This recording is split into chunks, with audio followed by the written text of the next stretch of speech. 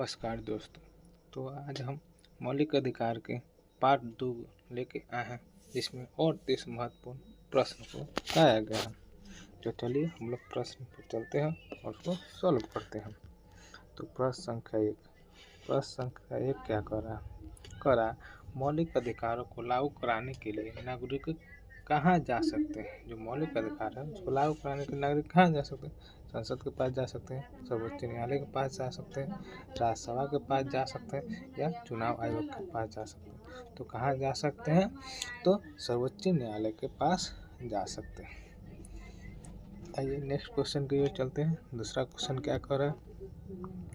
दूसरा क्वेश्चन कह रहा है मौलिक अधिकारों का मुख्य उद्देश्य क्या है। जो मौलिक अधिकार है उसका मुख्य उद्देश्य क्या है? मौलिक अधिकार का मुख्य उद्देश्य क्या है? सरकार को शक्तिशाली बनाना है, नागरिक की स्वतंत्रता और अधिकारों की रक्षा करना है, कर वसूलना है, न्यायपालिका को नियंत्रित करना है। तो क्या करना है? नागरिकों की सुरक्षा, स्वतंत्रता के अधिकारों की रक्षा करना है, नागरिकों की स्वतंत्रता और अधिकारों की रक्षा करना है। चलिए अगला क्वेश्चन पर चलते हैं। अगला क्वेश्चन क्या कर रहा है? अगला क्वेश्चन कह रहा है मौलिक अधिकारों को संविधान का कौन सा भाग कहा जाता है। जो मौलिक अधिकारों का है उसको संविधान के कौन सा भाग कहा जाता है? भाग 1 कहा जाता है, भाग 2 कहा जाता है, भाग 3 कहा जाता है या भाग 4 कहा जाता है? तो भाग क्या कहा जाता है? भाग 3 कहा जाता है। अगले क्वेश्चन की ओर चलते हैं। अगला क्वेश्चन क्या कर रहा है? अगला क्वेश्चन कहा जा रहा है मौलिक अधिकारों का निलंबन किस स्थिति में होता है। जो मौलिक अधिकार है उसका निलंबन कौन सा स्थिति में होता है? युद्ध या राष्ट्रीय आपात के कारण होता है, चुनाव के समय होता है, संसद सत्र के दौरान होता है या राष्ट्रपति के चुनाव के समय होता है? तो कब होता है? तो युद्ध या राष्ट्रीय आपात के समय होता है। जब युद्ध चल रहा हो या राष्ट्रीय आपात लगा हो तो उसे मूल अधिकार को निलंबित कर दिया जाता है। ये नेक्स्ट क्वेश्चन की ओर चलते हैं। नेक्स्ट क्वेश्चन कह रहा भारत में मौलिक अधिकार किस देश के संविधान से प्रेरित है। जो भारत का मौलिक अधिकार है वह कौन सा देश के संविधान से प्रेरित है? ब्रिटेन से है, अमेरिका से है, रूस से है या फ्रांस से है? तो किससे है? तो अमेरिका से। मौलिक अधिकार किस देश से प्रेरित है? तो अमेरिका से प्रेरित है। चलिए नेक्स्ट क्वेश्चन की ओर चलते हैं। नेक्स्ट क्वेश्चन क्या कह रहा है? नेक्स्ट क्वेश्चन कहा जा रहा है मौलिक अधिकारों की रक्षा का अंतिम संरक्षक कौन है। जो मौलिक अधिकार है उसकी रक्षा का अंतिम संरक्षक कौन है? प्रधानमंत्री है, राष्ट्रपति है, सर्वोच्च न्यायालय या संसद है? तो कौन है?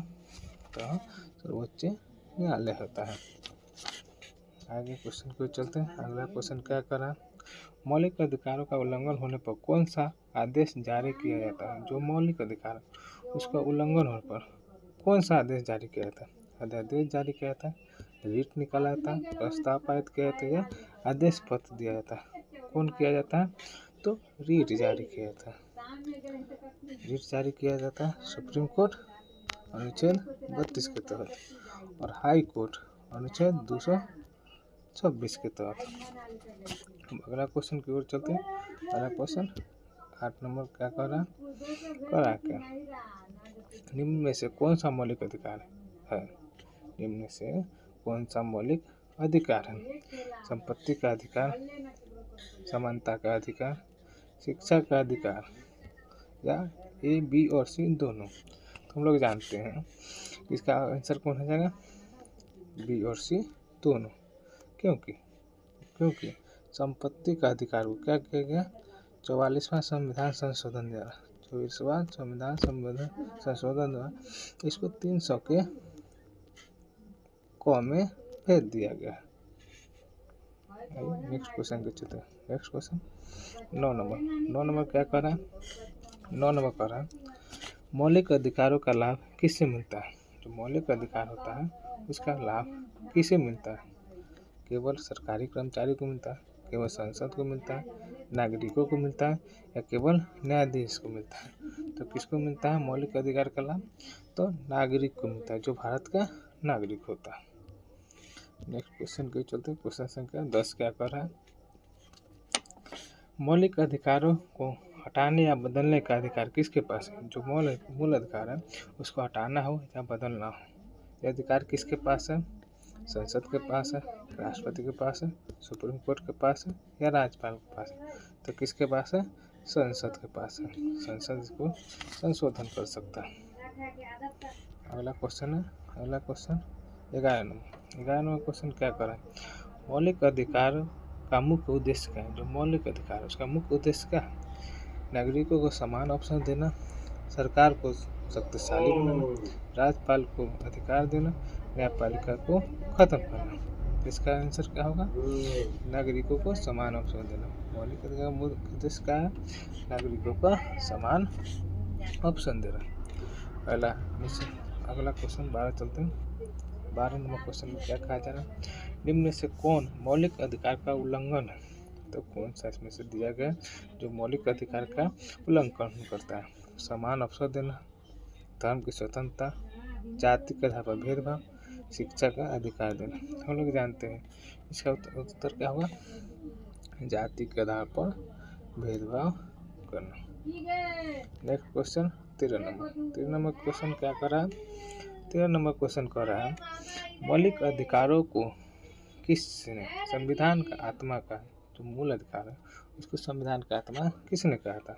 डॉक्टर राजेंद्र प्रसाद, डॉक्टर भीमराव अम्बेडकर, जवाहरलाल नेहरू या गांधी जी? तो किसने कहा था?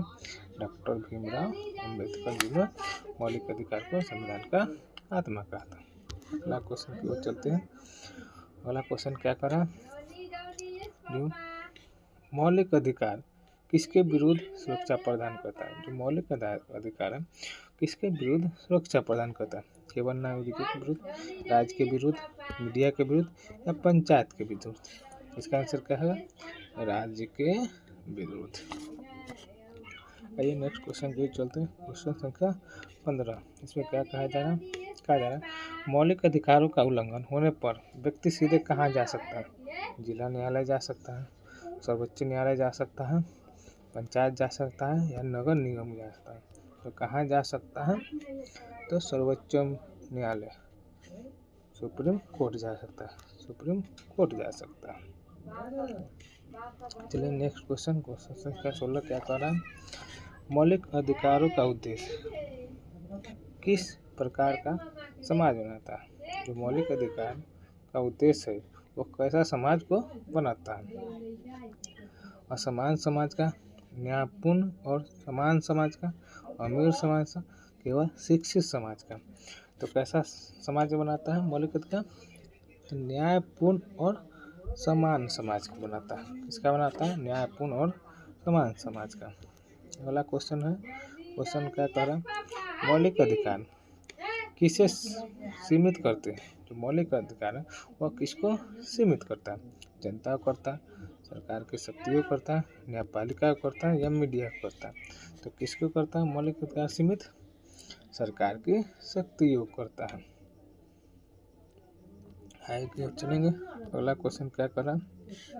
अगला क्वेश्चन कह रहा है मौलिक अधिकार का उपयोग कौन कर सकता है? जो मौलिक अधिकार है उसका उपयोग कौन कर सकता है?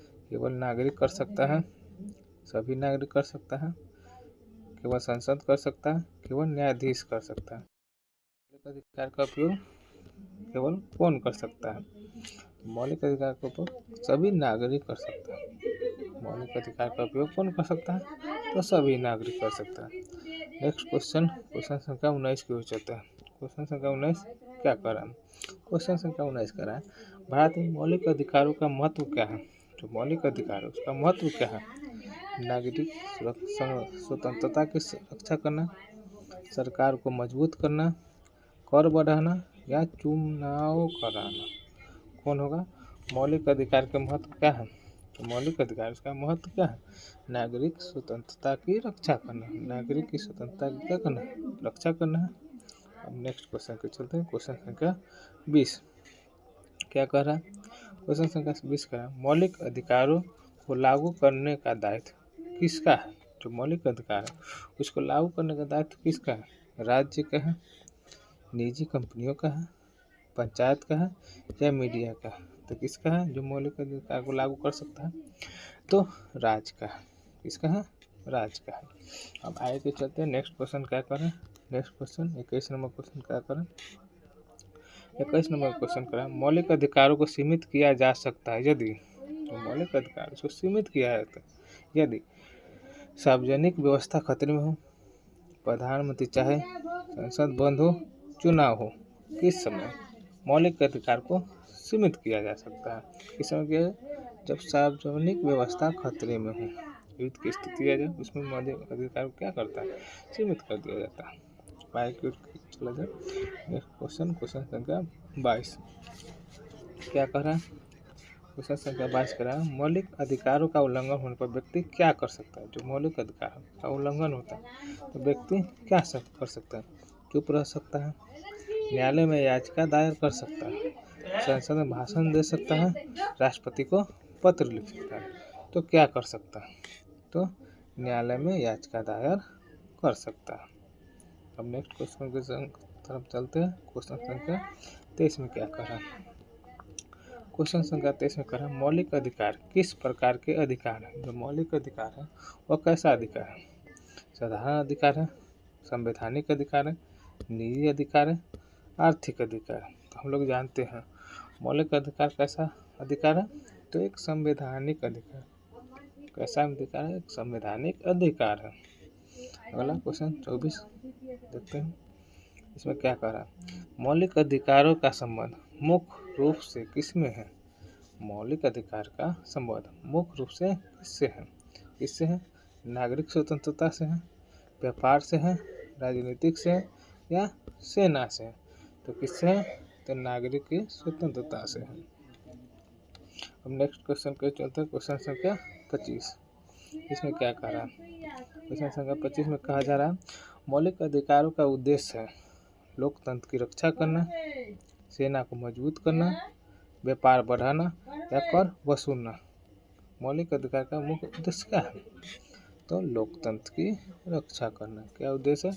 लोकतंत्र की रक्षा करना। अब नेक्स्ट क्वेश्चन के चलते हैं, क्वेश्चन संख्या 26 में इसमें क्या कहा जा रहा है, जो मौलिक अधिकारों को लागू करने की शक्ति किसके पास होता है? जो मौलिक अधिकार होता है उसको लागू करने की शक्ति किसके पास होता है? न्यायपालिका के पास होता है, कार्यपालिका के पास होता है, विधायिका के पास होता है, या पंचायत के पास होता है? किसके पास होता है? इसका ऑप्शन क्या हो जाएगा? इसका ऑप्शन हो जाएगा ऑप्शन ए, न्यायपालिका के पास होता है। नेक्स्ट क्वेश्चन की तरफ चलते हैं। नेक्स्ट क्वेश्चन क्या करा, मौलिक अधिकारों का उल्लंघन किसके द्वारा हो सकता है? तो मौलिक अधिकार है उसका उल्लंघन किसके द्वारा हो सकता है? राज्य कर सकता है, न्यायपालिका कर सकता है, पंचायत कर सकता है, या मीडिया कर सकता है। कौन इसका उल्लंघन कर सकता है? तो राज्य द्वारा किया जा सकता है। अगला क्वेश्चन है क्वेश्चन संख्या 28। क्वेश्चन संख्या 28 क्या कर रहा है, मौलिक अधिकार किस प्रकार की व्यवस्था को बढ़ावा देता है? जो मौलिक अधिकार है वो कैसी व्यवस्था को बढ़ावा देता है? लोकतांत्रिक व्यवस्था को बढ़ावा देता है, तानाशाही को देता है, राजशाही को देता है, या सैन्य व्यवस्था को देता है? किस व्यवस्था को बढ़ावा देता है मौलिक अधिकार? तो लोकतांत्रिक व्यवस्था को बढ़ावा देता है। अब क्वेश्चन नेक्स्ट चलेंगे 29 नंबर क्वेश्चन। 29 नंबर क्वेश्चन में कहा जाए, मौलिक अधिकारों की सुरक्षा के लिए कौन सी संस्था सबसे महत्वपूर्ण है? जो मौलिक अधिकार है उसके सुरक्षा के लिए कौन सी संस्था सबसे ज़्यादा महत्वपूर्ण है? सांसद है, न्यायपालिका है, पंचायत है, या मीडिया है? तो कौन सा है? कौन संस्था मौलिक अधिकारों की सुरक्षा के लिए सबसे महत्वपूर्ण है? तो न्यायपालिका। अब चलिए दोस्त नेक्स्ट और लास्ट क्वेश्चन आज का हम लोग उसको देखते हैं क्या कह रहा है, मौलिक अधिकारों का उद्देश्य। जो मौलिक अधिकार है उसका उद्देश्य क्या है?